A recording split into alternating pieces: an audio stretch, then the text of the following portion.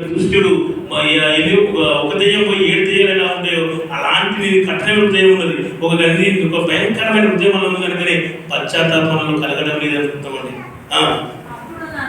అప్పుడు నా నాలుక నీ నీతిని గురించి ఉత్సాహగానం చేయండి ఆయన. ఎప్పుడైతే నన్ను పవిత్రపరుస్తావో, ఎప్పుడైతే నా పరిశుద్ధాత్మ వరాల శక్తిని నాకు ఇస్తావో, శక్తి అవుతా అప్పుడు నీతో. ఫర్ ఎగ్జాంపుల్ గా మనం అన్న చెప్పారు, పాము ఒకవేళ తన కూసమంతా గుడిచిన తర్వాత ఎలా ఉంటుంది సార్, యవ్వనంగా ఉంటుందంట. అది ఎంత స్పీడ్ పోతుందంటే భయంకరంగా స్పీడ్ వెళ్తుంది. అప్పుడు ఎప్పుడైతే దాని కూసం ఉంటుందో అది అటు నువ్వు ఎంత చేసినా అది మిసలదు, అది ఎంత పట్టేసినా కరవదు, అది ఎంత పొమ్మన్నా పోదు.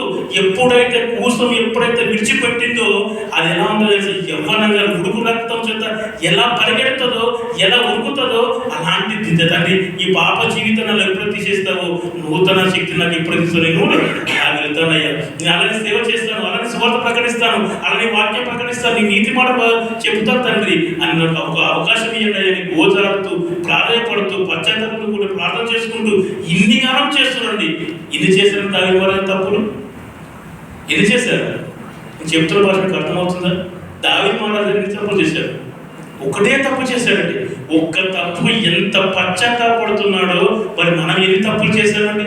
మీ మనసులకు దేవునికి తెలుసండి, తెలుసో తెలియదు మీకు తెలుసండి. ఎందుకంటే మరి ఎన్నో తప్పులు చేశామండి.